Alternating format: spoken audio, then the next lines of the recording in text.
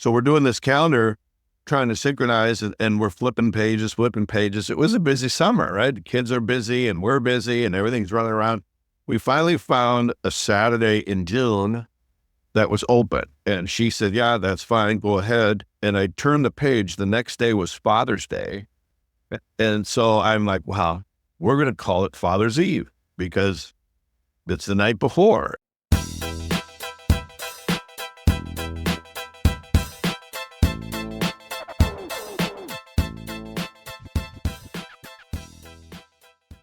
Hey guys, and welcome to the SkilledDad Podcast. My name is Zach Reeser. I'm your host. And if this is your first time joining us, I want to say welcome. And if you're one of the many that have joined we're calling it the SkilledDad Society now at this point. It now has a name. So if you're joining as a SkilledDad Society member, you come back for a number of times. Hey, that's what it's all about. We're all getting together, building a community, learning from other guys, and learning from each other. And so I just want to say thank you for being here again. I'm really excited about this episode because this gentleman and I had a conversation a few weeks ago at this point, at the time of recording. And this is a really cool story of how sometimes we just go and we do something and then it turns into a bigger thing than we thought. And then it turns into something that makes an impact, all because we just started something. And so I'm a big advocate of doing. And you just never know what cool things happen. So we're going to dive into exactly what that is with my guest, John Francis. John, I want to say welcome to the SkilledDad Podcast and thanks for joining me. Yeah, thank you, Zach. I'm glad to be here. I appreciate the opportunity to share my story and share my ideas and get to know you and share all that with your audience as well. So thank you. Oh, we're going to have some fun. Good. And I'm pumped that you're here. So when John and I had talked, you're hailing from the northern region of the U.S., northern Midwest in Minnesota, correct? Yeah, that's right. I'm in the Twin Cities here. Yeah. Yeah. I think you actually helped me find, nail down the name of a soup place that I used to go to years ago. I always said, so quick sidetrack, but with Minnesota, in my former life, I travel all the time. A lot of guys know that. And I always said when Minnesota was part of my direct region and I had a newer sales rep, I was like, okay, I'm going to get out there and help train and ride with you, but I'm going to do it mostly during the non-winter months. Subsequently, I somehow started to get out there every 3 weeks for about a year. And it always seemed to be during the winter months. So, we do have a strong winter, man. It's, you got to love it. If you don't make fun of winter, people bail. They go, snowbirds or they move or whatever. But I love winter. I'm a snowmobiler. My kids ski. We go ice fishing. I mean, we make fun of the winter, and that's what makes it tolerable. Oh, absolutely. Yeah, ice fishing. It's something I've never done, but I've heard lots of stories about it. Well, get up here and we'll take you out. The best part about ice fishing is you got to put your beer in a cooler to keep it warm. That's what I've heard. It's a bit of a lounging drinking party with a line and a hole in the ice. Yeah, it's a lot of fun, and it's something to do. That's for sure. Oh, I love it. Well, that's my small history with Minnesota. So, we have many ties when it comes to that. But, John, you've got a cool story, and I made mention of it just a couple minutes ago about something you started. And for those that are watching, they're gonna see your shirt, and that's a tip as to what we're going to talk about. But I'd love to hear more about you, your story, how many kids you have, and then we'll just take it from there. All right. Well, thank you. I'm born and raised here in Minneapolis, the Twin Cities area, Minnesota guy. I got married 25 years ago. So yes, I was 32 when I got married. So a little bit later than a lot of my friends. And I worked hard. We had a family business that was in the franchising business of hair salons. And so I grew up youngest of 5 kids in my family. And there was a lot of work to do. And so I did, and it was great. I loved it, had a great experience and great opportunities to learn and think and behave like an entrepreneur, business owner. So I've always work for myself or my family. So I grew up working really hard and, waited a little while to get married, which is, another story, I guess. But I lost my dad when I was 26. My dad had cancer, and he had cancer for a long time. Lots of ups and downs with that for the whole family. Had quite an impact. He finally passed away in 94. I had an older brother, 10 years older. He was the oldest. I was the youngest. And he died in 97 in a car accident, which of course, unexpected and tragic. And he was in the middle of his second divorce. So there was a lot of, I'll just say, drama and frustration and anger and hostility. I mean, it was a mess. And honestly, I think that's what delayed me getting married at the time. The family was going through just tough times and the business and everything else. And so I just kept putting it off. And I may have shared this with you. I realized at one point that I was waiting. I wanted my brother to be my best man, right? That was kind of our plan. And so he wasn't around to be the best man. So I didn't want to get married, right? Because my dad wasn't going to be there. My brother wasn't going to be there. So I just didn't want to do it. And which is totally irrational, but that's kind of how your brain protects yourself from dealing with the grief, right? And so, my mom actually helped me see the light and recognize how crazy that was. And so she sort of talked me through it, and I got some help, some therapy, and, kind of dealt with the grief finally. And I had a wonderful girlfriend at the time. So got through that. We got engaged and we got married, and it was the best decision I ever made, right? She's fantastic. If you meet my wife someday, you'll understand that she's really a great lady and a great gal, a great mom, and all the rest. And so we were married 25 years this summer. That's awesome. So that's a very important thing. We started having kids. Took a little while, but I had 2 daughters. So I had my first daughter when I was 36, and my second daughter when I was 40. So about 10 years later than most of my buddies. A lot of my friends now are empty nesters, and they got grandchildren coming around. And my oldest daughter's a senior in college right now, and my younger daughter's a senior in high school right now. So we're still very involved. And I had a career, I guess, in franchising and mostly retail service franchises, and but I was able to make the conscious decision to be a work from home dad. And I'm grateful for that, because I wanted to be around my kids as much as I could. And I still needed to work, and I'd love to work. But I was able to structure my business and my time and my focus at working from home. So I've always had a home office, and it's great because I can be around my kids whenever they're home. I'm home. And when they were little, I was a very active dad. I'd take them to the park. I mean, we'd do things. I was, very involved as a father when my kids were little. And then when they would go to school, and they're in grade school, I'd go to work. I'd go out of the home and do my work during the day when they were at school. But when they got home, I was home. I'd be around the kids, and then they'd go to sleep at, 7, 8, 9 o'clock when they were younger. And then I'd do my work from 9 till midnight. Right. Anyway, I managed my time around the family so that I could really be as available and as engaged as I wanted to be. And I'm grateful for that. I realize how unusual maybe that is, or unconscious, but I was very intentional about it. And I'm really glad I did that. I volunteered at the kids' school quite a bit. I got involved in a group called All Pro Dad, which does things at kids' schools, and that was a lot of fun. Volunteered at the Parents Association and things of that nature, and I started a dad club at the schools, and just involved, right? And so then the kids are growing up, and we moved a couple of times, bigger homes, wanted some more space, and still around the Twin Cities.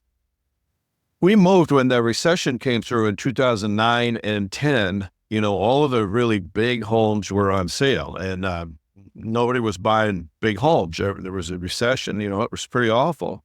But we were able to find a great deal on a nice house in St. Paul. So we moved, and the home was nice and remodeled and everything, but the garage was terrible. So I had a contractor come in and knock down the garage and build me what I really wanted, was a nice garage. In Minnesota, I want all my stuff in one place, right? We had, cars and snowmobiles and boats and, all whatever. Nothing crazy, but just, I want everything in one place.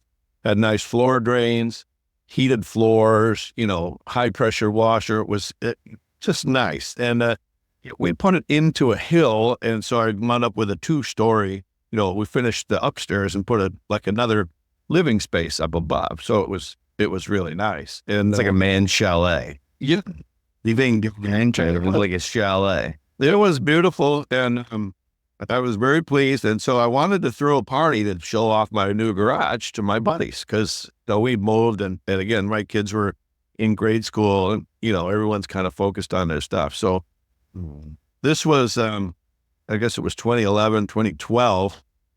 And back in those days, we had used calendars, was a week at a glance, right? It was like a paper calendar, right? Not so much on the phones or whatever, but so I was flipping the pages looking for an open Friday or Saturday that I could throw a little party at my new garage with my buddies and my wife and her calendar. And so we're doing this calendar, trying to synchronize, and we're flipping pages. It was a busy summer, right? The kids are busy and we're busy and everything's running around.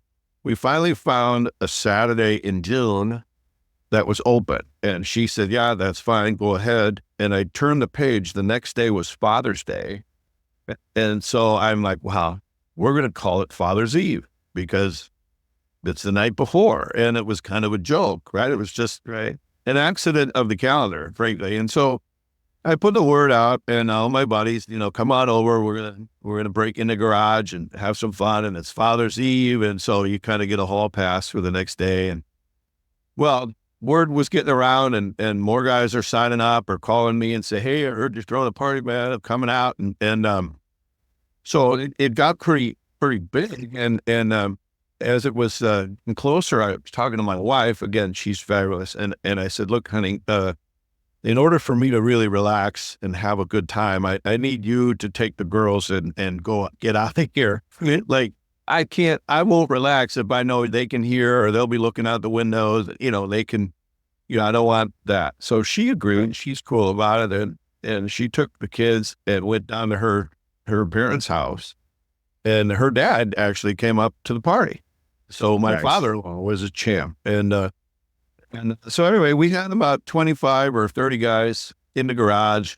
We had kegs of beer, a couple bags of chips. I mean, nothing to it, right? There was nothing, no agenda, just party. Rented some tables, and the music was just a little too loud. It was perfect. And guys had a great time, and everyone was sort of my friend. And by the end of the night, everybody got to know everybody else. I mean, it was that kind of a party, nothing to it.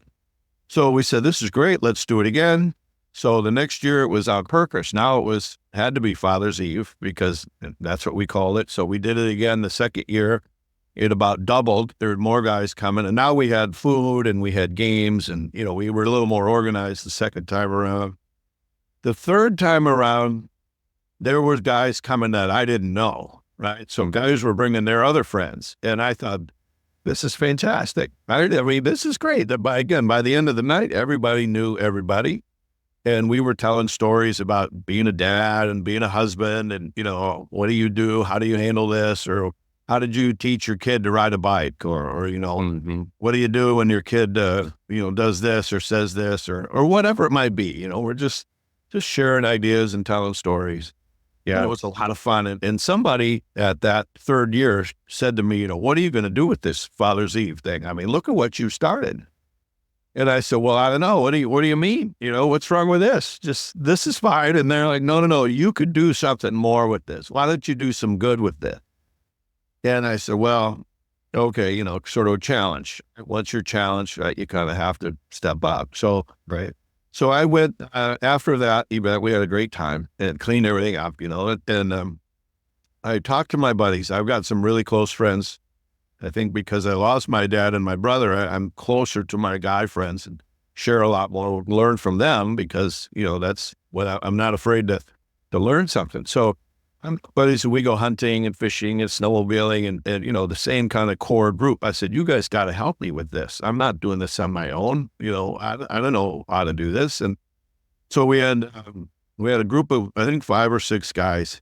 One guy was an event planner, so he knew how to plan events. One guy was a media guy. He got us some PR and publicity on the TV and the radio and in the newspaper. It was unbelievable.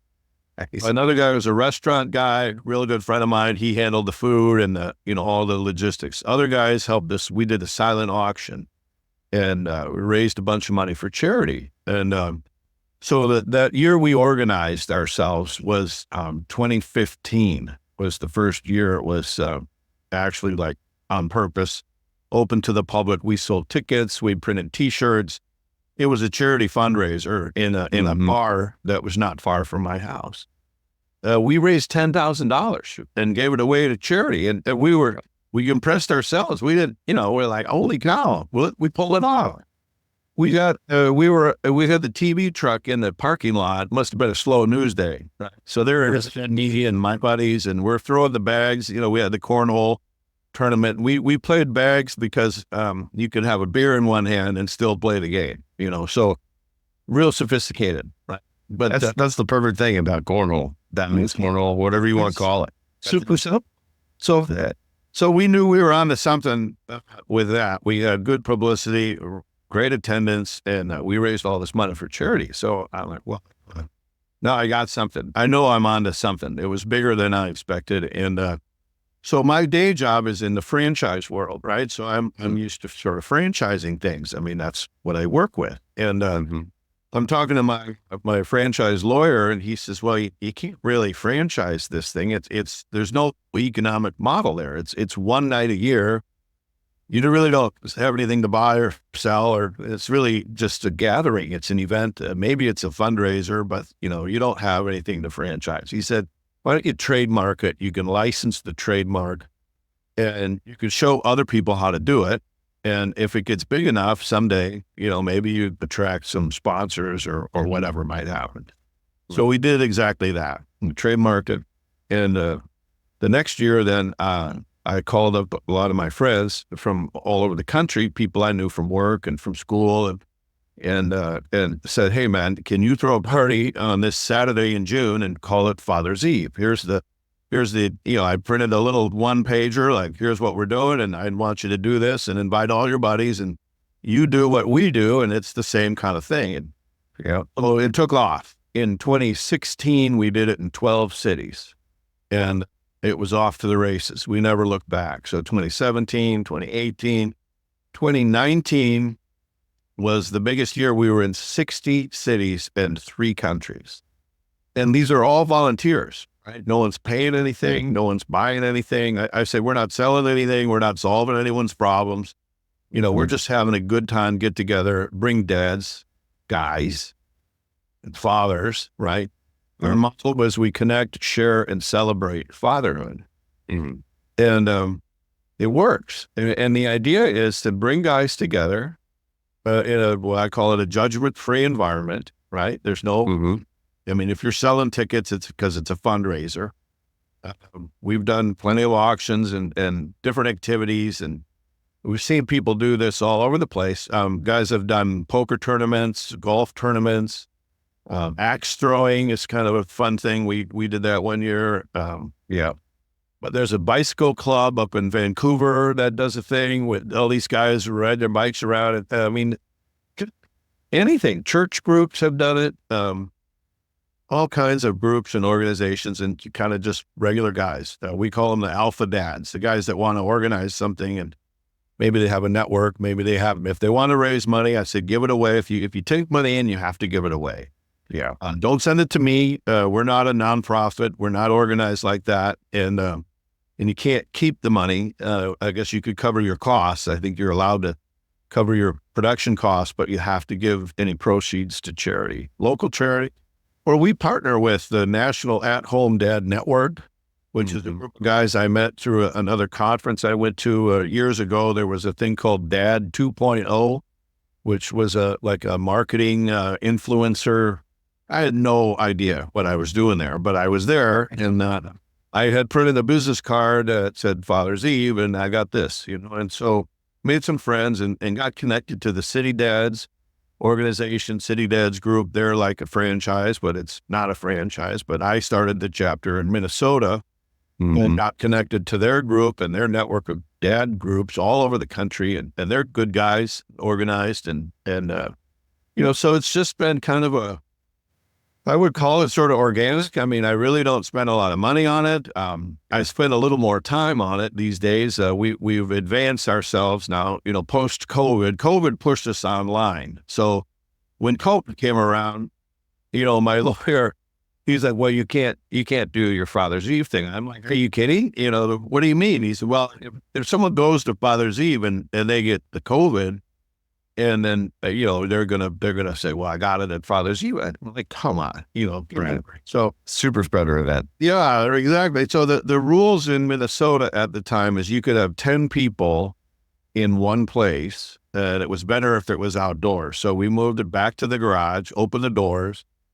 We took a picture with our masks on, right, just so we were legit. And then we just had a great party, and we got after it. And we turned on the Zoom like this. Everyone was getting comfortable on Zoom. So we turned that on, and there were a handful of guys that did it around the country. I said, keep it low key, right? We got to be respectful, right? But it pushed us online. So we got some partners who wanted to promote, they created commercials or content, I guess, learning the lingo, right? And had this online program.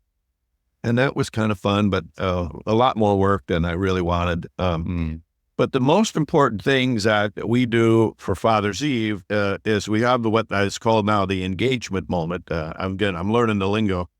We do a countdown toast at 8:00 local time. So everybody knows, like New Year's Eve, you wait till midnight and you watch the ball drop on the TV and you count it down, 10, 9, 8, all the way down. And so we back that up to 8:00 a local time, because I got to go home by 9:30. I don't want to see midnight, So at 8:00, we stop everything, grab a fresh glass of whatever you're having, and count it down, and we do a countdown toast. So now we do that online, and it's hilarious. So we do it in every time zone across the U.S. So we start in Minnesota at 7:00 for the East Coast guys. Then we get online, and then there's guys zooming in from New York and the Carolinas and Florida and wherever, up and down the East Coast.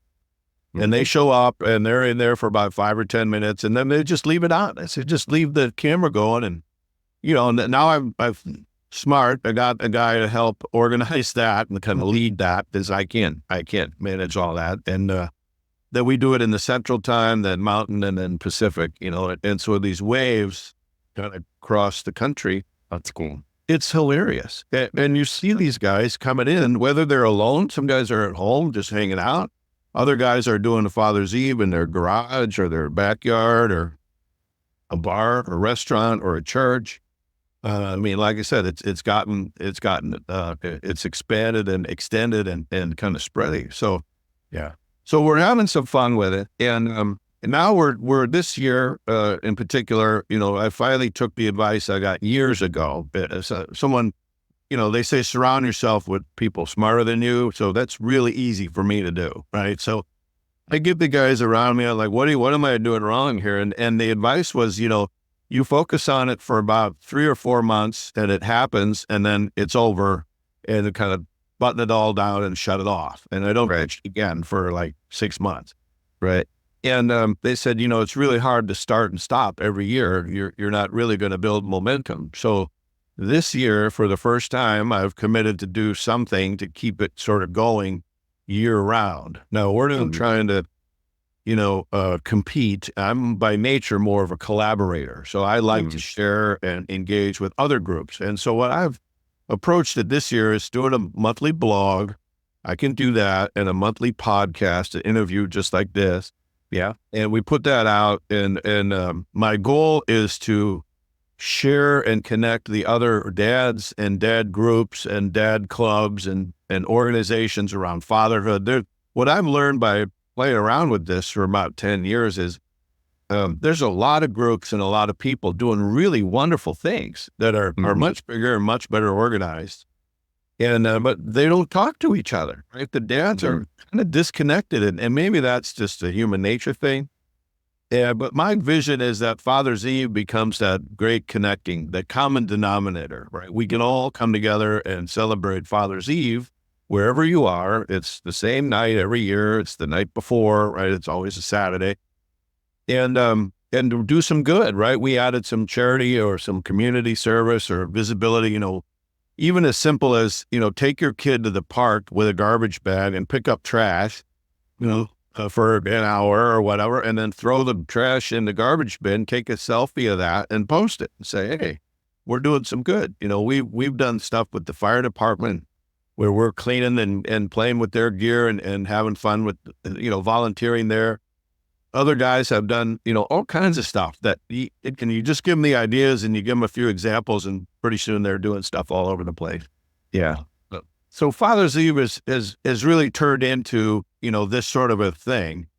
And my goal is to let it go, keep it going and keep spreading the word and sort of connecting these dads in groups all year. And then Father's Eve is kind of the peak where we can really celebrate together and really help each other with, whatever we can do. Kind of the meeting of the tribes to a degree. Yeah. That's a good way of putting it. Yeah. What I really like about that concept, I love the concept just by itself. And I also, just for clarification, so it was 2015, I think you said that you were in 12. 15 was the first year we actually organized, had a brand and an event that was not at my garage. And that was the fourth year. Right. You'd done this 3 years prior. Yeah, it was 2012, 13, and 14 were in my garage. Okay. Then we outgrew the garage, moved it to a restaurant bar, which was fabulous. We went there 15, 16, and 17. And it got bigger and bigger and bigger. And then we decided to move it around. We moved it to a brewery. And the joke was, we didn't want to run out of beer. So he just had it at the brewery. Breweries were popping up. And that's a good place to do it, right? Because, it's easy and they don't mind having people come in for a few hours, and hang out together. Especially a bunch of guys. I'm sure they don't mind that at all. Good business. But what I loved about that is that you kept, like we said at the very beginning of this thing, you want to show off your garage to your buddies. Yeah. And just by happenstance, it happened to be on the day before Father's Day, Father's Eve. Right. Let's get together but you've maintained it and then it's just organically grown. Especially when I hear that, hey, guys started bringing other people with them and then the word got out. Now there's guys in your garage you don't know, which is awesome. But you're also like, who are all these people? Yeah. But it shows too with the number of dad groups that you're now connecting with and giving everyone a common place to meet and be. It seems like that catalyst for somebody that might not normally be connecting with other people. They come in and now they're naturally networking. Yeah. And by being involved in some of these other groups that do have maybe more frequent meetings or intent or whatever it is, those guys can then get connected with some of the people that they align with. Exactly. And stick throughout the year. So I think that's fantastic. Yeah, you're right, Zach. We say, come to Father's Eve and bring your buddies, bring your friends, or come and make some new ones. What I learned over the years is, I'm lucky in a sense. I lost my dad, my brother, but I've got great friends, a great family, my in-laws. I've got brothers-in-law now, and I'm really connected to my friends. And I guess by nature, I'm sort of a connector, right? In work and the stuff that I do. It's just part of my approach to life is to try to connect people where it makes sense. And so Father's Eve becomes that place where there's a lot of guys I'm learning that really don't have that, those relationships or those friendships or the ability to connect. And I think it's unconscious, but I think it's unfortunate. A lot of guys focus on their work, or they get drilled into their family and they lose their friends and they lose their connectivity and they stop doing the stuff that they need to do for themselves, right? And that's not healthy, and that's not good. And so this isolation that, and especially COVID, I think really screwed everything up. A lot of ways, destroyed a lot of those connections and in person, in real life.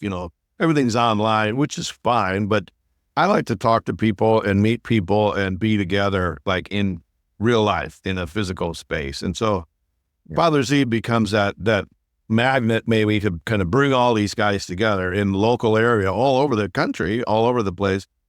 So they come as strangers, but they leave as friends.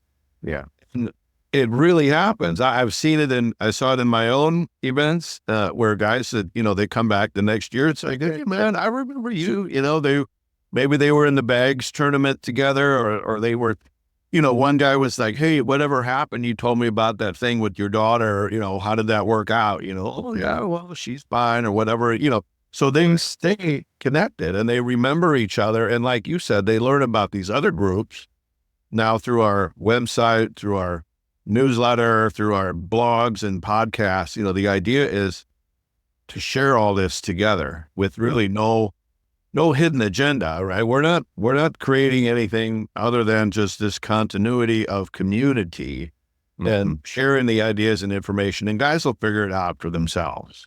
Right. That's kind of the intent. Well, here's a question, and I don't mean to put you on the spot, but I'm good at it apparently. It's Simon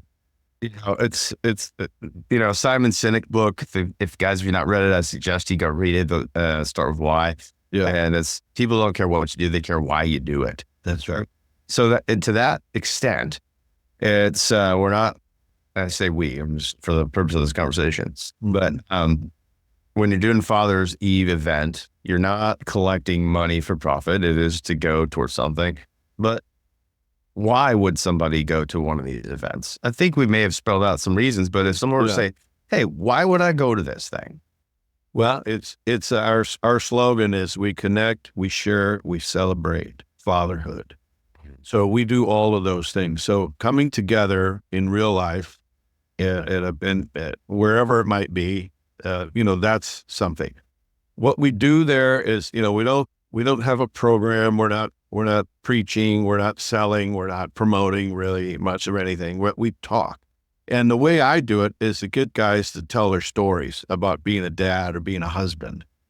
And we record some of these. We've got some videos. I'll say, hey man, tell me about being a dad, or tell me about your dad, or tell me about your kids, or tell me about your family, or whatever. So we get guys telling stories, and it's really fascinating what you learn about someone when they start talking about their family or their kids, especially. So we share ideas, and that's all voluntary, right? No, there's really you don't have to, if you don't want to say anything, don't. Nobody cares. Right.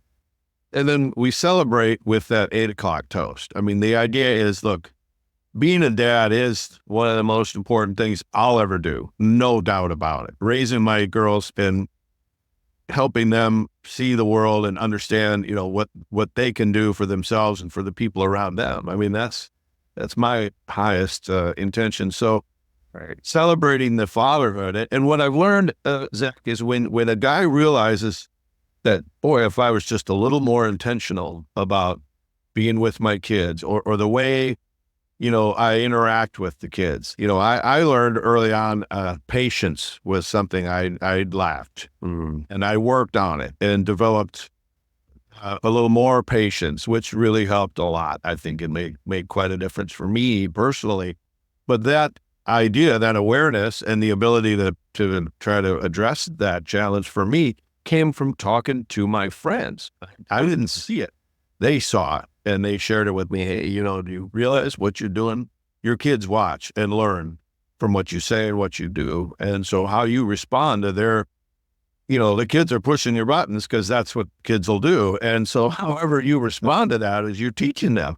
Right. So, I had a better awareness and just a little more intentionality. Like I said, I wanted to get involved in their schools. I want to volunteer. I want to do what I can to help make a difference for myself, for my kids, and for the community that we live in. So I think that's what Father's Eve, that's the why, is we connect, we share, we celebrate fatherhood. And the fatherhood is oftentimes, I think, taken for granted, unconscious. A lot of dads just start doing their thing and yeah, sure, I'm a dad. I love my kids. And that's, but they don't really think about it. So the idea is we don't want to take anything away from Father's Day. Father's Day is for dads and family. I mean, we do stuff with our kids, and we actually go to the cemetery to see my dad and my father-in-law now, and he's passed. And so we celebrate our family, but Father's Eve is bringing the dads together to celebrate fatherhood all together. So I think it's got some purpose behind it, because it helps guys realize that, geez, I can really do this and do it well. And that can have a big influence on my family and my community, and I think our society and culture. So yeah. And it's fun. And the whole idea is, let's have some fun together. It is fun. I think that's number one key, is that it is fun. And for anybody that's listening that maybe that feels uncomfortable going to an event where you don't know people, like if you hear about one of these things going on in your town, so like Nashville, a small plug, I signed up to do the one in Nashville for this next year, for 2025 June. And if you're in the Nashville area, show up, come on. Because like you said at the beginning, it's for everyone to be there. And what I really like is that in some ways I can see where that could help create a focus on being a dad prior to going into Father's Day, which I don't know what everyone's Father's Day routines are. If you have one, it's not just a commercial, like, here's what I want for Father's Day. Right. A lot of things have been turned into kind of a commercial, buy this thing for me. But to your point, I think a lot of guys, when they get the focus and have the lens put on what being a dad is and what it really means, the with them, or the what's in it for me, for anybody to show up, is just being around other guys that are experiencing the same things that you are, that you might think you're the only one experiencing. Right. And then hearing from them what they've done. Like you said, how'd you teach your kid how to ride a bike? It's not just a YouTube video. Go look at those. It's cool, but it's learning from someone else. And also, shared experiences build relationships. So if you don't have a good crew around you, like, it sounds like you're really fortunate not only to have a really good crew that happen to have all the buckets of needs for Father's Eve, but just to have a crew together. There are a lot of guys that don't have that, and but want that. And I can say that firsthand because of this podcast and Skilled Dad and what we've been doing the last few years, just in conversation. So I think that's, for me, the why is like, hey, what better way to come together, celebrate, have fun, let loose a little bit with other people that have experienced similar things to me. And you never know what organically can come out of that. And one comment you made about the patience thing and how you learn from other guys, being patient with your kids. For all the business guys out there, the things that we do at home, we're also doing at work, right? So the learning patience thing, there's career building skills that come out of this too, because you got a tough person that you're working with, like, those skills are transferable. So this is I think a great catalyst to kind of kick off the dad year. And then I love how you're incorporating together the different groups so that someone can then keep that going and then come back together year after year. So there's a lot to learn, a lot to share, a lot to celebrate. I mean, really, I'm grateful that this sort of happened. It was really an accident, but it didn't take me long to recognize what was happening right in front of me. And then I saw the opportunity to say, I can do something more than just having my buddy sit in my garage. And it's fascinating to see where it's gone now. And, I talk to the guys, when they sign up, right, to do this, you go to the website and you click the button and check the box or whatever. But I want to talk to them personally. And so I'll talk to the guys and say, who are you? What's your story? Where are you going to do this? And of course, I tell them kind of what to do and how to do it and give them some direction and some help. I mean, we don't want just anybody random, we want to organize it and we want to work together, Right. because there's some real value there and making it a little easier. So, hosting we call it a Father's Eve event. We call it an event. It might turn into a party. It might look like a party, but we don't promote it as a party. We promote it as an event, a gathering, a get together, informal, really no agenda.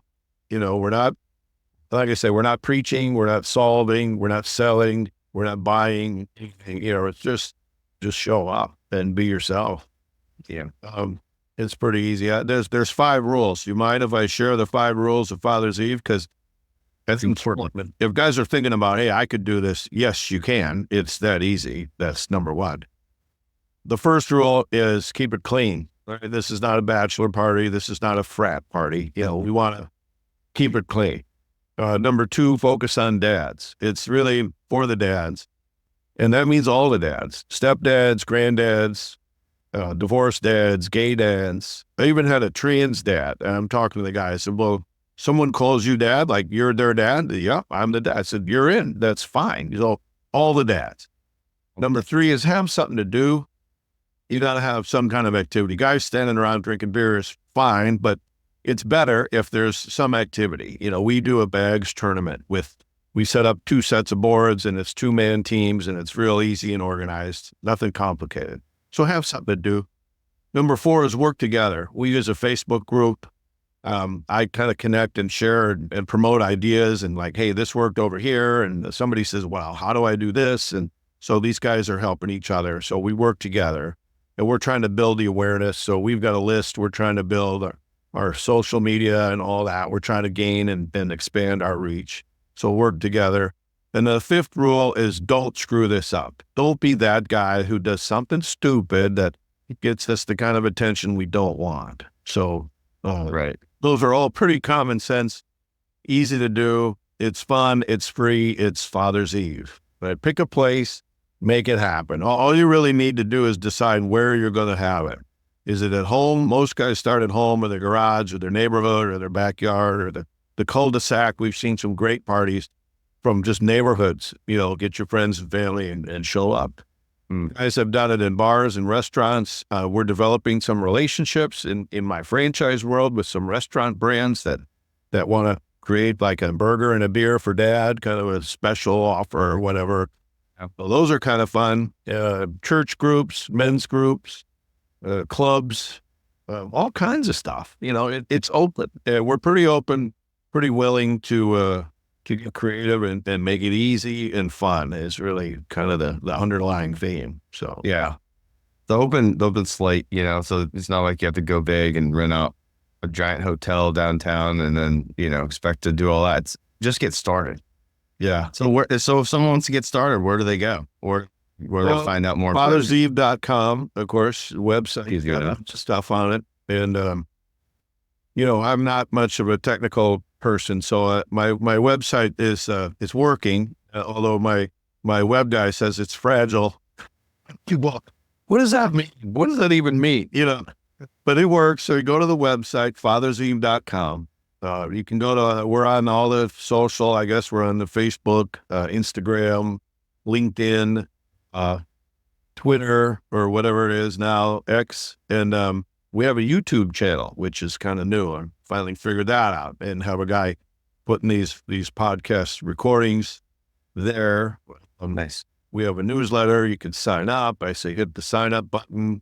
It's easy. There's a host an event button where there's a license agreement. You can click through and read the agreement. It's conditional license. So it's basically those things I shared that, we want you to do this the right way. And it's a specific night. And so anyway, it's all there on the website. I'm not hard to find. John Francis, I'm in Minneapolis. I love talking to people. I love sharing the ideas and it's fascinating what some guys will come up with and what they've done. And so we share all that. We try to make that visibility, accessible so guys can learn from each other because that's a lot of fun too. Absolutely. It is a lot of fun. It's life-giving. If you haven't done it recently, it is, there's something about getting with a bunch of guys, especially ones that you have learned to build a relationship with and trust. and you make each other better. And a lot of people that have listened to this podcast enough are probably saying, "Oh, here he goes. I won't go down the path."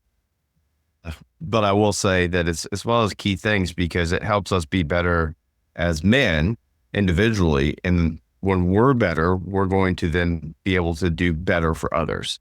Exactly. And so if we're always focused 100% everywhere else, but we're not doing the things to take care of ourselves, we often say, if we're not able to get in the fight, then no one's in the fight for them. So, right. Getting around other people, and this is a way to, for both yourself and the opportunity to give others a chance to do that may not be as inclined to just jump into something or have that group. Or, you mentioned working from home most of your career.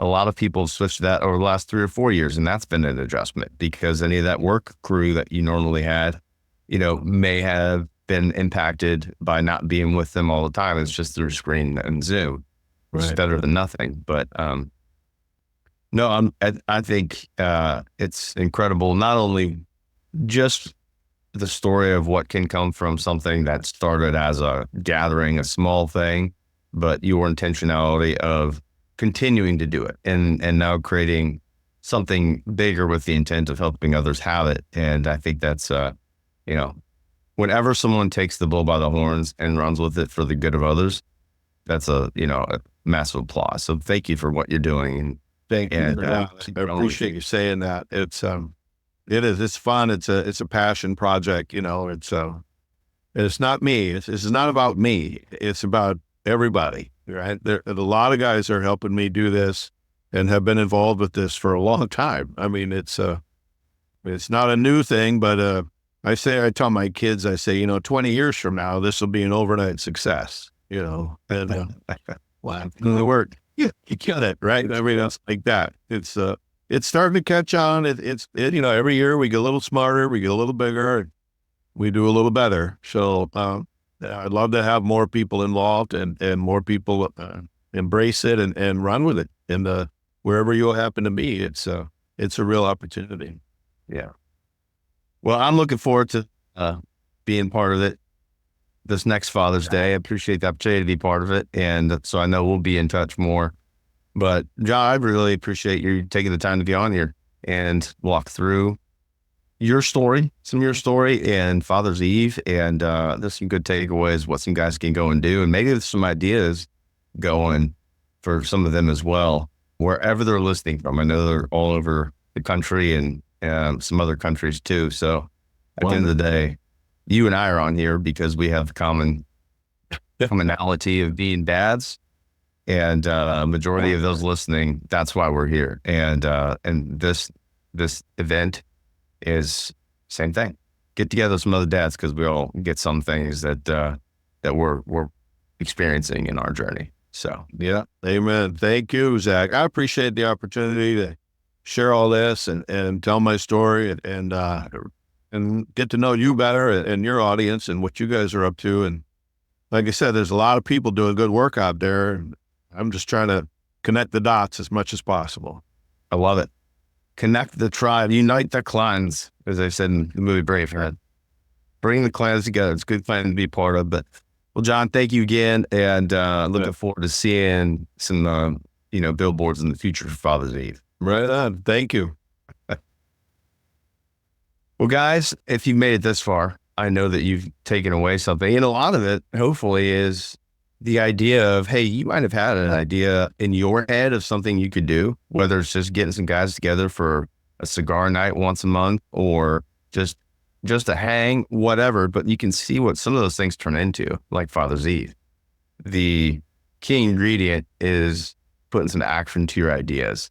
And that's a lot about what we are about here on Skilled Dad. Is we can know things, and that's great. Knowledge is power, as they say, but the real power comes from the application of that knowledge. Otherwise, we're just good at trivia. So what have you learned? What have you taken away that you can then go and apply? Maybe you've got an idea that you've been sitting on for a while. And guess what? I'm going to use one little story, and then we're going to wrap this thing up. I had an idea of something and fell into this zone of well, what if no one comes? Not purely selfish, prideful, whatever words one does. What if I put this out there and no one comes? Did it anyway. And for the first thing, the invite went out to like 25 people. And some people did not come because it was a week's advance notice. Shame on me. 20 people did come. And it was an immediate yes. And a lot of them didn't know each other.